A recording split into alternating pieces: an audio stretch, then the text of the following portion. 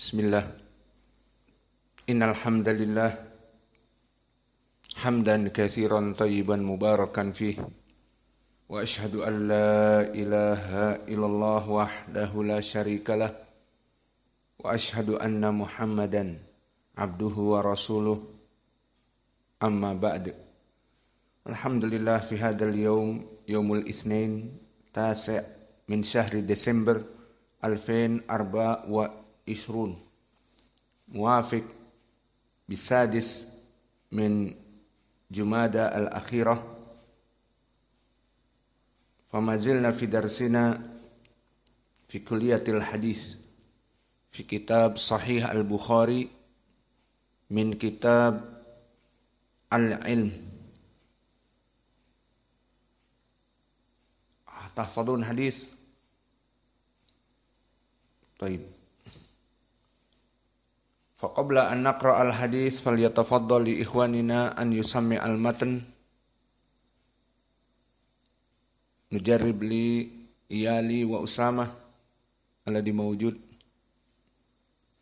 اقرأوا.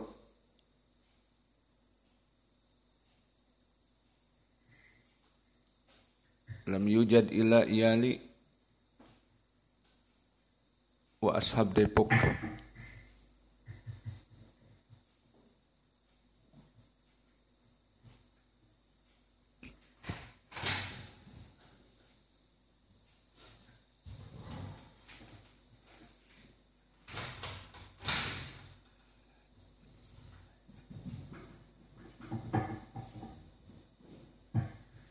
بسم الله. قال الإمام البخاري رحمه الله تعالى: حدثنا إسماعيل بن أبي أويس قال حدثنا مالك عن ابن شهاب عن عبيد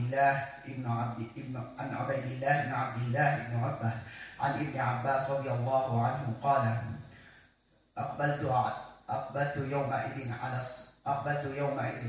راكبا على حمار آتاني ورسول الله صلى الله عليه وسلم يصلي بي في ميناء إلى غير جدار، فمررت بين يدي بعض الصف فأرسلت الآتان ترتع في الصف، ودخلت الصف فلم ينكر ذلك علي.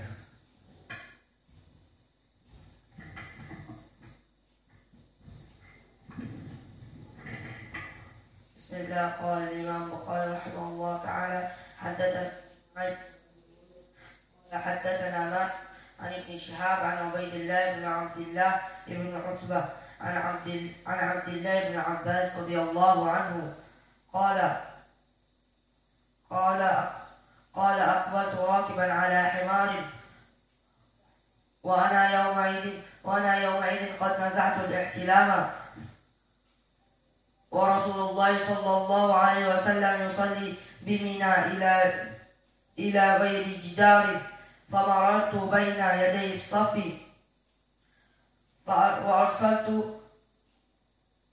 وأرسلت الآتان ترتع، فدخلت في الصف فلم ينكر ذلك علي.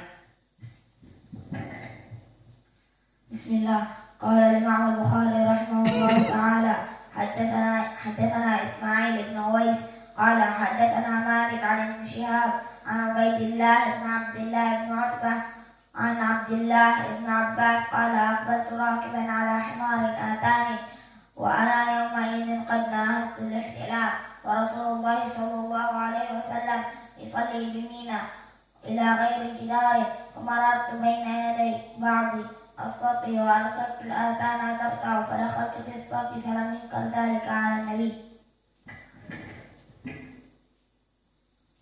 بسم الله. قال الإمام البخاري رحمه الله تعالى: حدثنا إسماعيل بن أبي أويس قال حدثني مالك عن ابن شهاب عن عبيد الله بن عبد الله بن عتبة عن عبد الله بن عباس قال: أقبلت راكبا على حمار آتاني وأنا يومئذ قد ناهزت الاحتلام، ورسول الله صلى الله عليه وسلم يصلي بمنى إلى غير جدار، فمررت بين يدي بعض الصف وأرسلت الآتان ترتع، فدخلت في الصف فلم ينكر ذلك علي.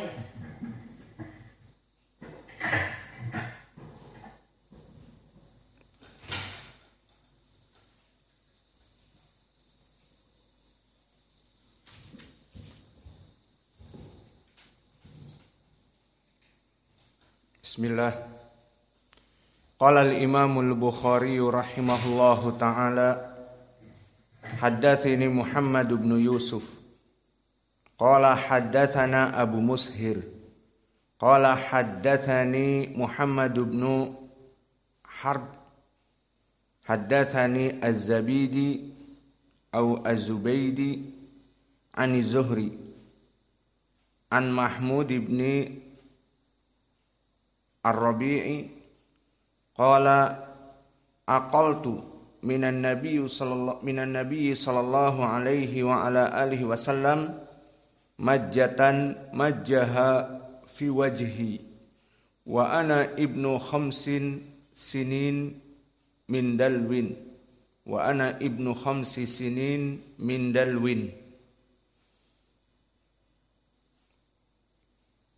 Maka kita masukkan sedikit dari makna hadis.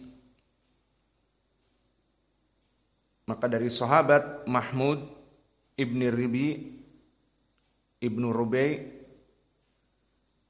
berkata, aqaltu minan nabi sallallahu alaihi wa ala alihi wasallam majjatan majjaha. Maka aku mengingat bagaimana Nabi sallallahu alaihi wa ala alihi wasallam majjatan majjaha fi wajhi. Makna majja di sini adalah Nabi menepuk air dari timba sumur ke wajah dari seorang sahabi yang masih kecil ini. Maka mengatakan sahabi yang masih kecil ini, Mahmud ibnu Rabi, aqaltu, aku mengingat dari Nabi di mana dia suatu hari menepuk air yang aku sedang mandi dari timba air fi wajhi. Nabi bermain dengan dia dan menepuk air sampai kepada wajahnya. Wa ana ibnu khamsi sinin, dan aku adalah anak yang baru berusia 5 tahun, min dalwin, dari tepukan air kepada wajahku, dari dalwin, dari ember yang diambil dari sumur. Bismillah. Alhamdulillah. Maka makna hadis yang akan kita bahas tentang permasalahan kapan seorang rawi diterima hadisnya dan kapan seorang rawi di saat dia mengingat periwayatan hadis dari Nabi untuk diterima. Maka sebelum itu kita masuk kepada ilmu hadis, kita mempelajari kitab Sahih Al-Bukhari, diharapkan mencapai target-target yang kita inginkan, terutama bagi santri di Ma'had Muqbil Al-Wadi'i. Pertama, ilmu rijal.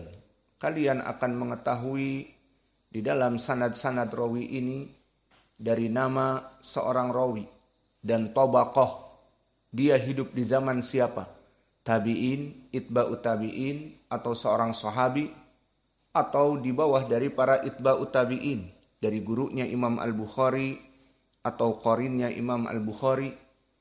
Kemudian yang kedua, mengetahui kedudukan rawi tersebut di dalam ilmi jarhi wa ta'dil. Apakah rawi ini imam di atas derajat thiqah, atau rawi ini hanya thiqah, atau rawi ini saduq, hafalannya hasanul hadis, yang hadisnya pas-pasan, atau rawi ini bahkan dhaif. Maka ini faidah dari kita mempelajari kitab Sahih Al-Bukhari dengan pembahasan sanad, sehingga diharapkan menjadi bagian bagi kalian memahami ilmu hadis. Dan ilmu hadis, seseorang bisa menghukumi hadis ini sahih, hadis ini dhaif, dari jenjangnya adalah mengetahui ilmu rijal. Dan ini dari paling penting ilmu. Kemudian ilmu mustalah yang kita pelajari dan juga kemudian ilmu ilalil hadis dan seterusnya. Maka berkata Al-Bukhari rahimahullah di dalam kitabnya Sahih, haddatsani Muhammad bin Yusuf. Maka kalimat haddatsani ini adalah lafaz yang sharih, lafaz yang jelas bagi Imam Al-Bukhari. Di saat mengatakan demikian berarti dia mendengar dari gurunya. Maka dia mengatakan haddatsani, meriwayatkan kepadaku Muhammad ibnu Yusuf. Maka siapa Muhammad ibnu Yusuf? Dia Al-Firyabi Ad-Dabbi, yang mana kedudukan beliau di sini adalah dari korinnya Imam Al-Bukhari di tabaqah keberapa?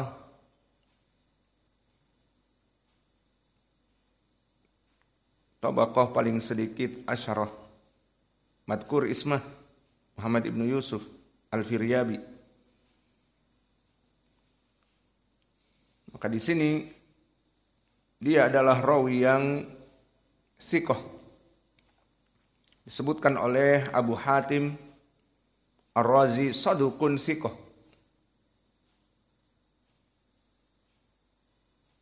Dan berkata Imam Ahmad rajulun saleh. Disikohkan pula oleh Imam An-Nasai, kadang-kadang mengatakan sikoh dan kadang-kadang mengatakan saduk hasanul hadis.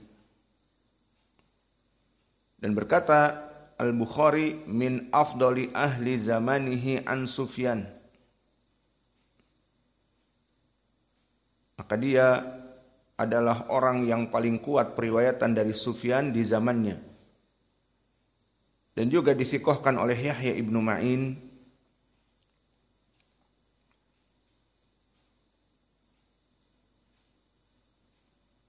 Maka inilah keadaan dari Muhammad ibnu Yusuf Al-Firyabi. Kemudian meriwayatkan dari Abu Mushir. Maka Abu Mushir namanya Abdul A'la ibni Mushir. Dan dia Al-Ghassani Ad-Dimashqi. Maka Ad-Dimashqi dari Syam, dari Damaskus bahasa Indonesianya. Dan pada hari ini Damaskus terbebas dari pemerintahan Bashar Assad, yang mana pada kesempatan mulai dari kemarin hari Ahad, negeri itu ditinggalkan oleh presidennya, dikudeta, inkilab. Maka Bashar Assad wallahu a'lam kemana? Tidak tahu. Mungkin ke Jakarta atau ke Damasraya, ngungsi. Maka Ad-Dimashqi dari Damaskus, maka rawi ini Abu Mushir dari Syam. Dan kedudukan beliau di tabaqah al-ashirah. Maka dia adalah seorang rawi dari guru-gurunya Imam Al-Bukhari, Abdul A'la ibni Mushir. Fi ay tabaqah al-ashirah. Fa kaif Al-Firyabi fi tabaqah at-tasi'ah. Idan mungkin hakada wallahu a'lam. Wa makna al-kibarul ashirah, dia termasuk dari guru-gurunya Imam Al-Bukhari yang ma'ruf dan hidup di tabaqah yang ke-10 seperti Imam Ahmad, Ishaq ibnu Rahawayh dan Yahya ibnu Ma'in dan juga Abu Hatim dan Abu Zur'ah. Maka mereka guru-guru dari Imam Al-Bukhari. Maka kedudukan beliau Abu Mushir adalah rawi yang thiqah. Seperti dikatakan oleh Abu Hatim thiqah, Dan ditanya Abu Hatim kadang-kadang mengatakan imam. Dan berkata Abu Daud As-Sijistani kana min siqatin nas, termasuk dari orang-orang yang siqah. Dan berkata Yahya ibnu Ma'in juga Abu Mushir Ad-Dimashqi siqatun. Kemudian meriwayatkan dari Muhammad ibnu Harbin. Maka dia Muhammad ibnu Harb Al-Abrash, Al-Abrashi, Al-Khawlani, Al-Hamsi. Maka dia termasuk dari ahli Syam juga. Karena Al-Hamsi dari Hams. Dan Al-Hams sekarang juga adalah Suriah. Dan dia di tabaqah yang ke-9. Tabaqah yang ke-9 adalah tabaqah dari itba'u tabi'in yang kecil. Maka hidup di zamannya seperti Imam Asy-Syafi'i dan Imam Abdul Razak ibnu Hammam As-San'ani dan juga Yazid ibnu Harun dan An-Nabil dan yang lainnya. Maka kedudukan Muhammad ibnu Harb di sini pun rawi yang thiqah. Dithiqahkan oleh Muhammad ibnu Auf dan Nasa'i. Dan berkata Imam Ahmad, laisa bihi ba's. Dan ditanya Abu Hatim tentang Muhammad ibnu Harb, Al-Hamsi dikatakan salihul hadis. Dan berkata Ibnu Ma'in, siqatun. Maka di sini rawi ini wallahu a'lam siqah, tidak turun dari derajat saduq hasanul hadis. Lalu meriwayatkan dari Az-Zubaydi. Dan Az-Zubaydi juga adalah Al-Hamsi. Maka rawi-rawi di sini semuanya dari Asyam, musalsal bisyamiyin, yang merupakan runtutan dari rawi-rawi dari Asyam ataupun dari Suriah. Adapun Az-Zubaydi, maka dia Muhammad ibnul Walid, hidup di tabaqah yang ke-7. Maka Az-Zubaydi yang meriwayatkan dari Imam Az-Zuhri, dia hidup di tabaqah yang ke-7. Dan beliau barakallahu fikum seorang imam, derajatnya di atas derajat thiqah, di atas derajat dari rawi-rawi yang sebelumnya. Telah dithiqahkan oleh para ulama seperti Abu Zur'ah, dan berkata Abu Daud, laisa fi hadisihi khata', tidak ada kesalahan pada hadisnya. Dan bahkan Imam Al-Auza'i menyebutkan lam yakun fi ashabi Zuhri asbatu minaz Zabidi au Zubaidi. Maka dia tentang periwayatannya dari Imam Az-Zuhri tidak ada tandingannya. Tidak ada dari murid-murid Imam Az-Zuhri paling kuat daripada dia. Dan berkata Imam Ahmad, kana la ya'khudhu illa anisiqat. Maka dia tidaklah mengambil guru-guru kecuali dari rawi-rawi yang thiqah saja. Dan ini sebagian dari perawi di zaman dulu, di antara mereka mensyaratkan, aku tidak mengambil guru kecuali yang thiqah saja. Maka oleh sebab itu sangat baik dari hadis-hadisnya. Karena orang-orang ini mentangkih ataupun memeriksa dari guru-guru di zamannya siapa yang thiqah dia ambil.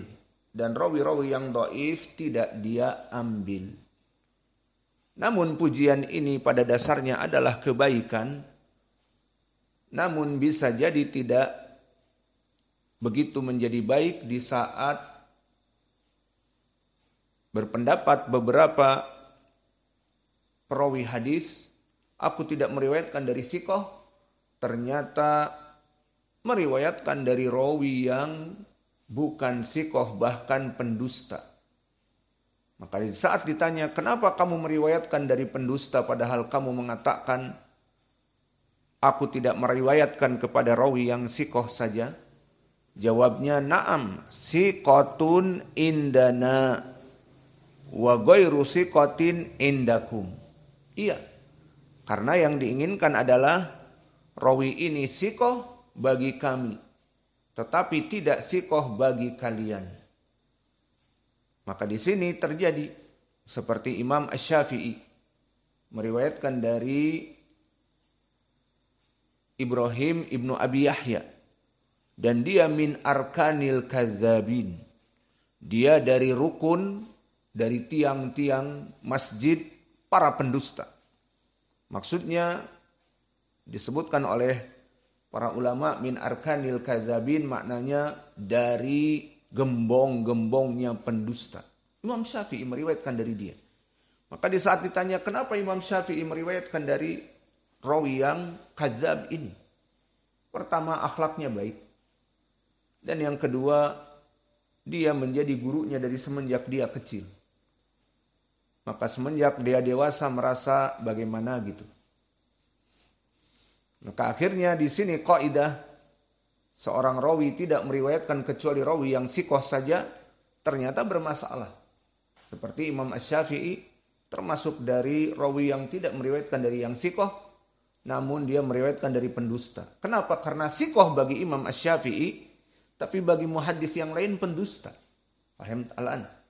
Maka di sini begitupun dari rawi Az-Zubaydi, dipuji oleh para ulama seperti Imam Ahmad. Dulu dia tidak mengambil hadis dari guru-guru kecuali yang sikoh-sikoh saja. Maka ini adalah pujian dan juga kebaikan bagi dia. Maka diharapkan hadis-hadis dia itu sahih, karena dia meriwayatkan dari rawi-rawi yang sikoh saja. Namun kenyataannya tadi seperti contohnya Imam Asy-Syafi'i, dia memandang gurunya sikoh, tapi yang lain para ulama ahli hadis memandang dia arkanul kadzabin, the perfect liar, the big liar. Maka dia adalah pendusta besar bagi para muhaddisin, namun diriwayatkan hadisnya oleh Imam Asy-Syafi'i karena gurunya dari semenjak kecil.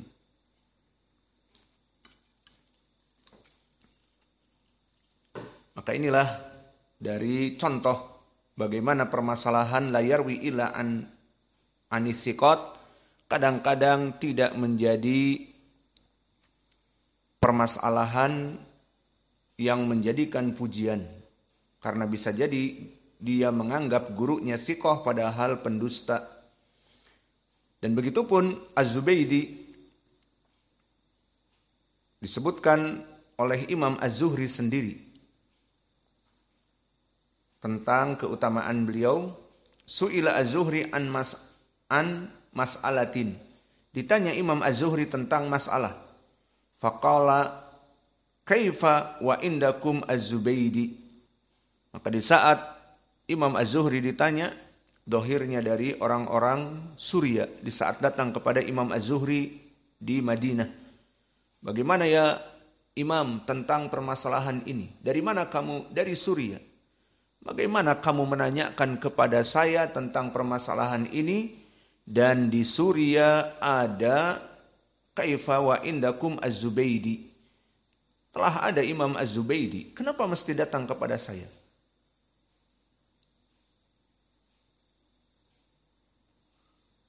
Wa kana Az-Zuhri mu'jiban bihi yuqaddimuhu ala jami' ahli Himsin.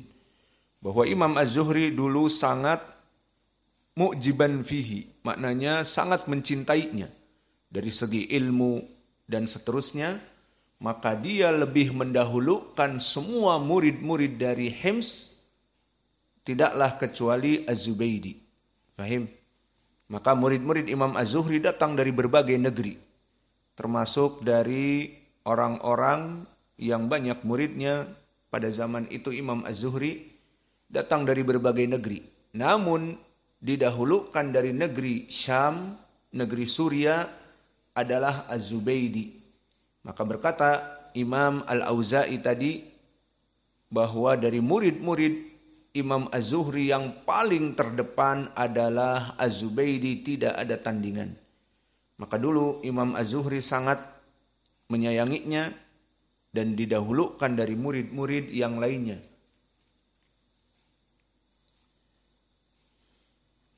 Kemudian meriwayatkan dari Imam Az-Zuhri, ma'ruf Imam Az-Zuhri telah terdahulu, maka dia adalah Muhammad ibnu Muslim ibni Ubaidillah ibni Syihab Az-Zuhri, yang mana dia seorang alim dan hufad di zamannya.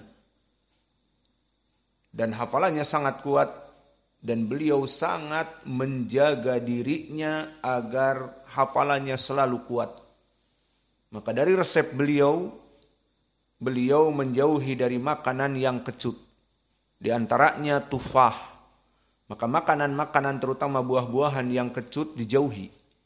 Dan di antaranya yang pernah kita bahas waktu saya pertama datang kali Kiaman, karena ingin menghafal hadis, Al-Quran dan yang lainnya dengan mudah, maka kita membaca para ulama bagaimana Az-Zuhri disebutkan idza hafidha alaqahu. Maka dia jika mendengar idza sami'a syai'an alaqahu.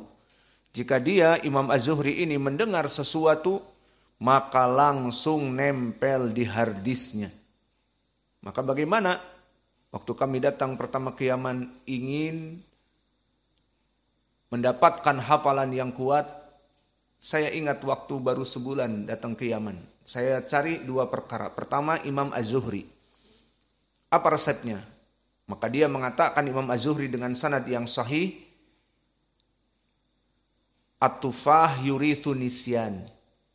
Bahwa apel yang tentunya hijau seperti apel dari Malang kalau di Indonesia, ataupun dari impor apel Cina yang hijau, maka itu memang kecut, berbeda dengan apel merah. Yang mana apel merah manis, namun apel hijau kecut. Maka dulu Imam Az-Zuhri membenci ini.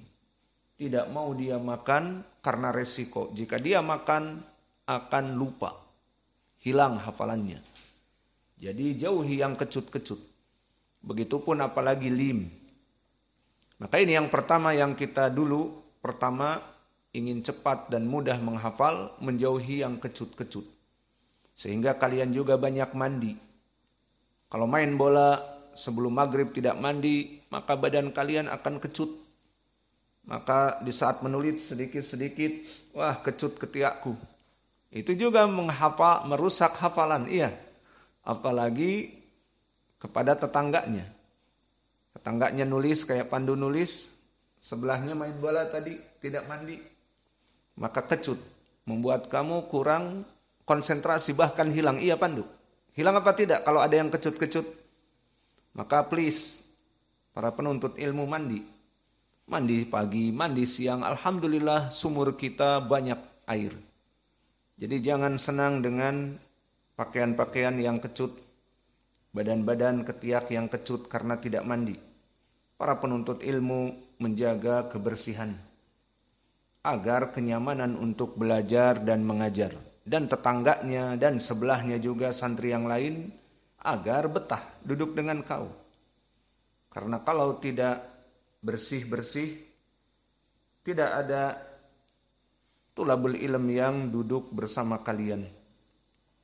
Taib, jaga bau badan dan seterusnya.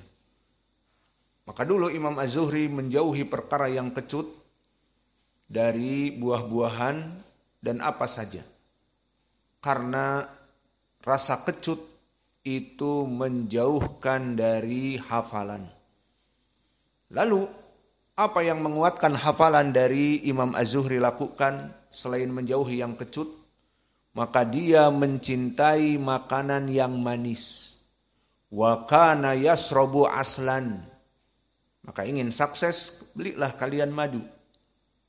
Maka madu itu diminum 1 sendok untuk niat tadi menguatkan hafalan, maka insya Allah Allah mudahkan. Kalian bisa menghafal 1 juz dalam 1 bulan misalnya dengan hafalan yang kuat, maka dicoba seperti itu. Dan ini sering kita coba dan menguatkan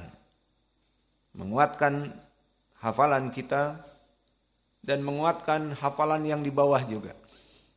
Jadi hati-hati juga para syabab yang belum nikah, karena nanti akan kuat di 2 tempat. Bingung kalian yang belum nikah. Dan begitupun dulu yang kami cari, apalagi selain dari makanan yang mudah bagi kita untuk menghafalnya. Jika mendapatkan hadis ataupun Al-Quran, maka kami dapati athar Waqi' Ibnul Jarrah dengan sanad yang sahih. Berkata Waqi' Ibnul Jarrah, kunna nasta'inul hifdha bil amal bih. Bahwa kami dulu menjaga hafalan dari hadis-hadis kami yang ribuan dengan mengamalkannya. Dan ini dulu yang kami catat, 2 perkara ini sangat penting dan mudah. Maka mulai dari sekarang para tulabul ilm, santri-santri kita, agar apa yang kalian dapat dari ilmu, amalkan. Maka contohnya seperti yang kita berikan di hadis Ibnu Umar yang telah lalu. Man wajada al-imam arba'ina yauman fi salati jama'ah takbiratul ihram ma'al imam mada husina min nifaqain. Dia akan dijaga dari 2 nifak.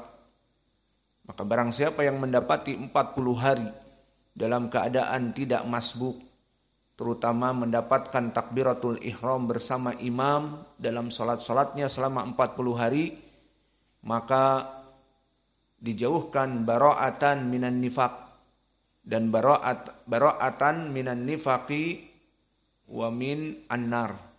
Maka akan dijauhkan dari sifat kemunafikan dan dari api neraka. Maka salat berjamaah diusahakan agar tidak masbuk. Maka ini contoh suatu ilmu yang bisa kalian lakukan. Maka jika kalian melakukan perkara ini terus, kalian akan hafal hadis tersebut. Iya apa tidak? Karena dipraktekkan. Dan juga hadis tentang permasalahan apa yang mudah bagi kalian untuk menghafalnya dan tidak lupa. Salat dengan sandal. Sallu fi ni'alikum khaliful yahud. Man akhrajahu man sahabiyuh. Siapa sahabatnya? Tidak ada yang tahu. Aib alaikum.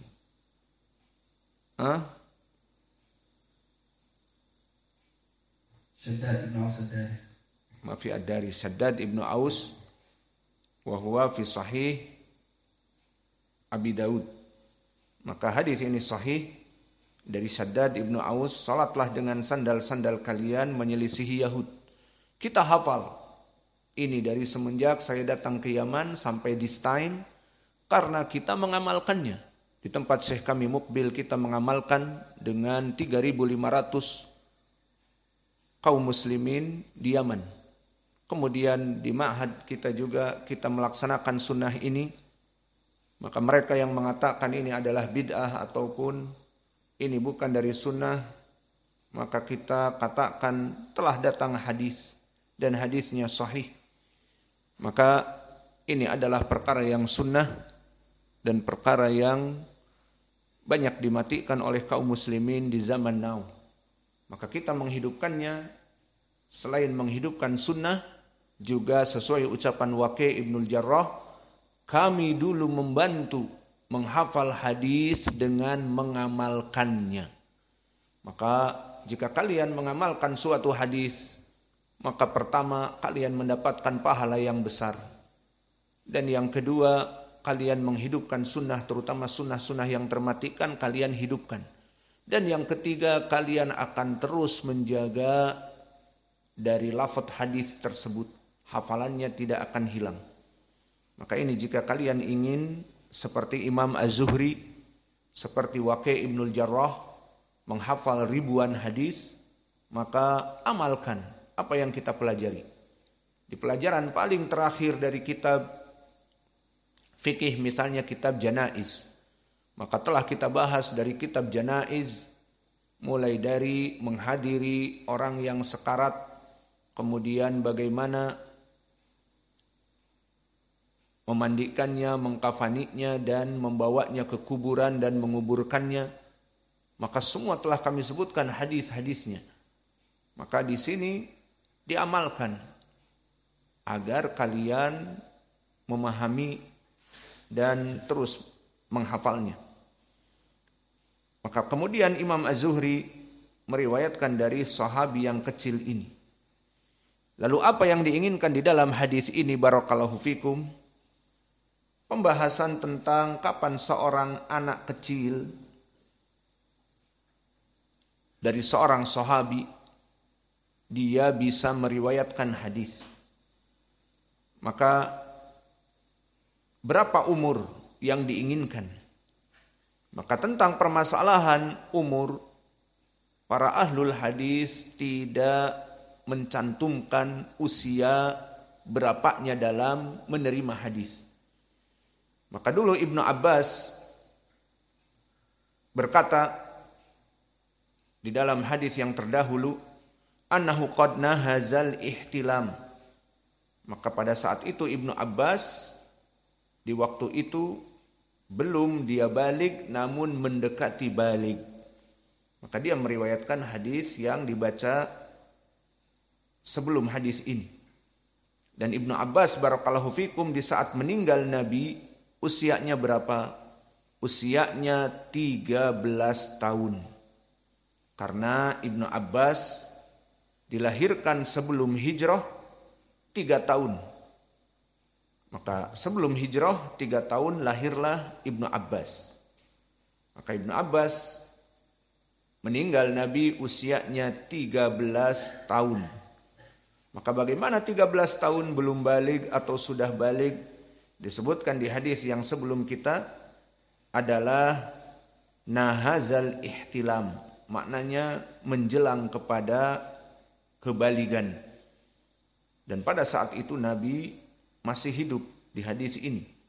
Dan usianya masih 13 tahun. Ataupun kurang dari itu. Karena meninggal Nabi baru naik 13 tahun. Namun meskipun begitu Ibnu Abbas diambil ilmunya oleh para ulama dari sahabat. Dikarenakan ilmunya dan hafalannya minal muksirin fi riwayatil athar. Maka Ibnu Abbas termasuk dari sahabat yang paling banyak hadisnya. Ranking keberapa ya Hudzaifah? Awalan man? Abu Hurairah, Alihi Ibnu Umar, Anas, Aisyah, wa Ibnu Abbas. Baik, jadi ranking keberapa Ibnu Abbas? Khamisah. Maka Ibnu Abbas ranking yang kelima, yang hafalannya 2000-an lebih. Maka di sini diambil ilmunya oleh para ulama meskipun meninggal Nabi dan usianya baru 13 tahun. Dan di hadis yang nanti akan kalian hafal, di mana dia dalam keadaan menjelang kebaligan. Usia belum mencapai 13 dan begitulah dari hormon-hormon di Arab bahwa mereka balik kebanyakan usia 13, 14 dan kadang 12. Kalian baliknya umur berapa? Yusa sudah balik. Umur berapa? 20 tahun. Pandu sudah balik. Berapa usia kau? 18. Baik. Sudah balik umur 16 tahun. Maka dari pelajaran yang lalu telah kita bahas, seseorang jika tidak terlihat tanda-tanda yang menunjukkan kepada akil balik, maka diambil usia 15. Namun sebelum 15 jika datang tanda-tanda, seperti apa tanda-tandanya? Mimpi basah. Nah, siapa yang mimpi tidak bawa payung dalam mimpinya sehingga kebasahan, Berarti dia telah balik meskipun sebelum 15 tahun. Jadi kalau mau tidur bawalah payung. Biar tidak mimpi basah. Tidak kehujanan. Iya. Kemudian yang kedua, sudah mulai menggaruk-garuk di atas sesuatu. Setelah dilihat ternyata duri-duri dari kawat sudah tumbuh. Ini pun alamat yang kedua. Maka jika tidak datang alamat ini, kemudian hanya ujug-ujug berusia 15 tahun tanpa itu semua, maka dihitung juga telah balik. Dan pendalilannya telah kita sebutkan di pelajaran yang lalu dan ini hanya sekedar mengulang. Maka kesimpulannya di sini Ibnu Abbas bagaimana dia menjadi seorang sahabi padahal hadis-hadisnya banyak, 2000-an lebih, dan dia meriwayatkan hadis sebelum usia 15 tahun, dohirnya dia telah balik pada usia 13 dan seterusnya, maka dia diterima hadisnya oleh para sahabat. Dan begitu pun kisah di sini, di mana seorang sahabi di sini Mahmud ibnu Rabi yang mengetahui dengan akalnya bahwa Nabi di usia dia 5 tahun datang bermain-main dengannya dengan air dari hasil timba dari sumur. Maka Mahmud kecil bermain dengan Nabi dan Nabi menyemprot-nyemprotkan dengan air dengan tangannya dari dalwin atau dari ember ke wajah Mahmud ibnu Rabi dan Mahmud ibnu Rabi mengetahuinya. Maka di sini menunjukkan bahwa boleh seseorang dari sahabat menerima hadis dari Nabi meskipun dia kecil. Namun kapan diterima hadisnya? Jika sudah balik. Maka telah kita lewati syarat seorang rawi meriwayatkan hadis jika sudah balik. Lalu dia menghafal hadisnya sebelum balik usia 6 tahun, 5 tahun, 7 tahun, 8 tahun, maka tidak apa-apa. Maka di sini Mahmud ibnu Rabi menghafal dari Nabi dan tidaklah diterima kecuali setelah balik. Maka banyak para sahabat mendengar dari Nabi usianya 6 tahun, 7 tahun, 8 tahun, seperti Ibnu Abbas dan Mahmud di sini 5 tahun dia ingat bagaimana dulu Nabi bermain-main dengannya.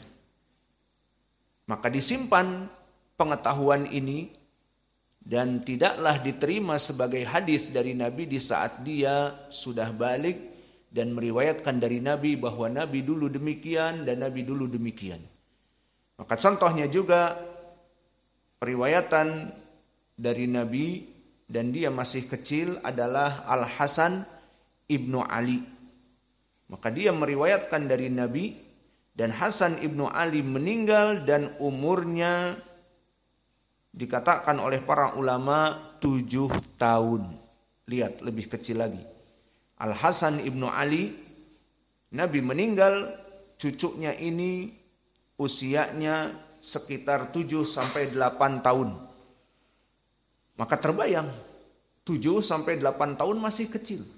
Namun orang-orang yang hidup di usia 7 dan 8 tahun mengingat.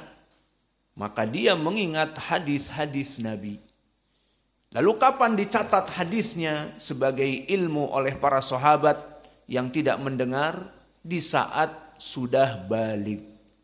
Namun sebelum dia balik dari usia-usia 6, 7, 8, dia menghafal hadis-hadis dan diingatkan kepada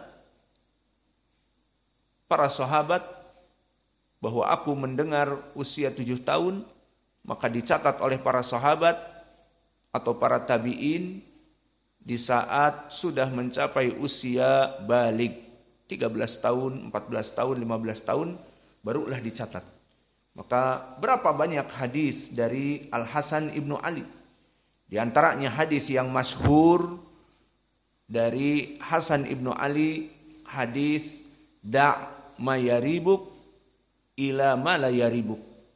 Maka tinggalkanlah perkara yang membuat kamu ragu kepada perkara yang tidak meragukan. Maka di sini disunahkan untuk menjauhi perkara-perkara yang samar-samar. Jika terjadi perkara yang syubhat bagi kalian, misalnya apakah tadi telah melaksanakan salat atau tidak, lupa. Apakah tadi salat kita dengan wudu atau tidak, misalnya, lupa. Dalam keadaan safar kebanyakan lupa. Maka da' ma yaribuk ila ma la yaribuk. Tinggalkan yang ragu, kemudian ambil perkara-perkara yang tidak meragukan. Maka hadis ini diriwayatkan oleh Hasan ibnu Ali, jelas di usia ke-7 tahun, 6 tahun. Karena Nabi meninggal usianya 7 tahun. Lalu kapan dicatat sebagai hadis? Di saat dia menyampaikan kepada para sahabat ataupun para tabi'in dan usia dari Al-Hasan sudah balik. Fahimtum? Jadi menghafal dari Nabi itu kapan saja. Namun kapan dicatat hadisnya? Kalau sudah balik. Fahimtum? Maka Ibnu Abbas terbayang banyak mulazamah dengan Nabi dan dia masih kecil. Maka dia meriwayatkan hadis kapan? Setelah dia balik. Maka dulu Umar ibnul Khattab menjadikan di zamannya adalah penasehatnya dari majelis syura, yang mana dia adalah orang termuda dari para sahabat di majelis syura tersebut. Naum. Ais hada, qum. Maka di sini Ibnu Abbas diambil oleh Umar yang merupakan pemuda yang masih kecil. Sekitar 17 tahunan kurang atau lebih. Karena dia ditinggal oleh Nabi usianya 13 tahun. Setelah itu naiklah Khalifah Abu Bakar. Berapa tahun Khalifah Abu Bakar? 2 tahun. Berarti sekitar 15-an, 16-an, 17-an. Dibawa oleh Umar menjadi majelis syura. Dan tidaklah majelis syura kecuali syuyukh kibar dari Al-Muhajirun wal Ansor. Maka diambillah Ibnu Abbas yang paling muda karena ilmunya. Karena doa Nabi, Allahumma faqihu fid din wa 'allimhu ta'wila. Hadis yang muttafaqun alaih dari Ibnu Abbas, wahai Allah, jadikanlah Ibnu Abbas ini orang yang sangat pandai dalam ilmu agama. Maka di sini poin pendalilannya hadis Al-Hasan Al-Basri, hadis Al-Hasan ibni Ali, da' ma yaribuk ila ma la yaribuk, juga termasuk hadis yang datang dari dirinya dan beliau masih usia di bawah 8 tahun, sekitar 7 tahun, 6 tahun, maka menghafalnya. Dan juga hadis tentang permasalahan kunut al-witr. Maka hadis yang antum hafal di kunutul witr, Allahumma hdina fiman hadait, wa afina fiman afait, wa tawallana fiman tawallait, itu diriwayatnya dari Al-Hasan ibnu Ali, dikeluarkan oleh Imam Abi Daud dengan sanad yang sahih. Tidak ada periwayatan kecuali dari Al-Hasan ibnu Ali. Karena Al-Hasan ibnu Ali disebutkan, Allamani Rasulullah sallallahu alaihi wa ala alihi wasallam kalimat fi kunutil witri. Maka Nabi mengajariku dari kalimat-kalimat yang aku baca di kunut witr. Allahumma hdina fiman hadait. Maka terbayang Hasan ibnu Ali yang usianya 6 tahun, 7 tahun menghafal lafaz ini dari Nabi. Karena dia cucunya. Sering diulang-ulang. Kemudian di saat meninggal Nabi dia baru berusia 8 tahun atau 7 tahun. Tidak boleh diterima hadisnya. Terus dihafal sampai dia balik. Barulah dia meriwayatkan. Aku mendengar dari Nabi hadis da' ma yaribuk ila ma la yaribuk, dan hadis doa kunut Allahumma hdina fiman hadait, dan seterusnya. Dan begitu pun diriwayatkan oleh Imam Al-Bukhari dan Muslim tentang dia dulu memakan dari at-tumur ataupun jamak dari tamr, hasil sedekah. Dan kelompok ahlil bait dilarang untuk memakan dari sedekah. Maka di dalam hadis yang muttafaqun alaih, Nabi mendapati Hasan dalam keadaan anak kecil di saat dibagikan sedekah yang tidak halal bagi Nabi, maka jatuh ke tanah. Namanya anak kecil, maka diambil oleh Hasan dalam keadaan lapar dan miskin, maka dimakan dengan senang. Didapati oleh Nabi, anak kecil. Maka dikatakan, lihat, dari sini pun menjadi pendalilan bagaimana tarbiyah. Tarbiyah tentang permasalahan makanan yang halal dan yang haram, permasalahan waktu, permasalahan ibadah, itu dari semenjak kecil. Maka dikatakan oleh Nabi, kah irmi bih, fa inna la yahillu li ali Muhammadin an yakula sadaqah. Maka atau kah maknanya keluarkan, jangan dimakan. Maka terbayang Hasan kecil yang pada saat itu disebutkan di beberapa syarah 5 tahun, senang halawa, senang manisan. Iya, seperti kalian membeli permen, membeli coklat manisan. Begitupun anak kecil. Maka dia dengan senang mendapati di tanah ada kurma jatuh, kurma Madinah, maka dimakan. Setelah diketahui oleh Nabi kalau itu dari sedekah yang tercecer, kah irmi bih, keluarkan dari mulutmu, lemparkan. Maka bagaimana anak kecil melemparkan, kalau di zaman now misalnya silver queen ataupun coklat-coklat yang kalian sukai. Maka begitupun di zaman Hasan waktu kecil. Maka Hasan meludahkan dan melepehkan dan mengambil dari mulutnya halawa, manisan. Ini tarbiyah Nabi. Dari semenjak kecil ditarbiyah untuk menjauhi perkara-perkara yang haram, tidak boleh memasukkan perkara yang haram ke perutnya dan seterusnya.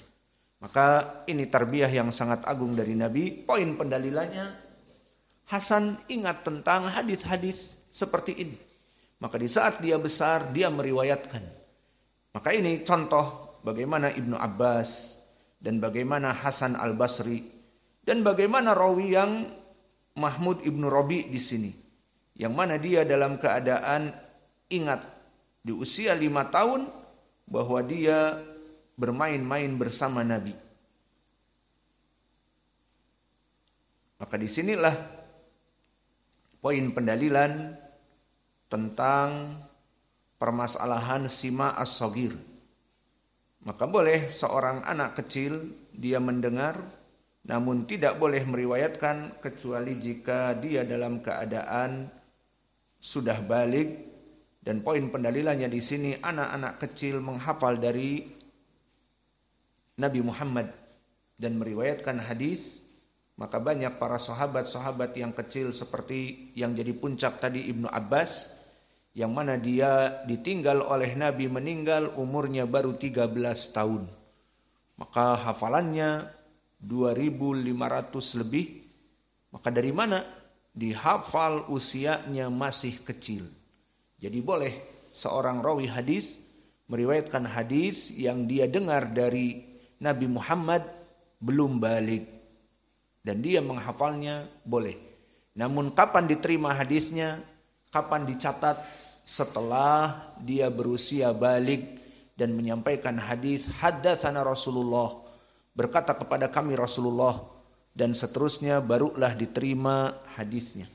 Maka ini dari pendalilan hadis yang kita pelajari.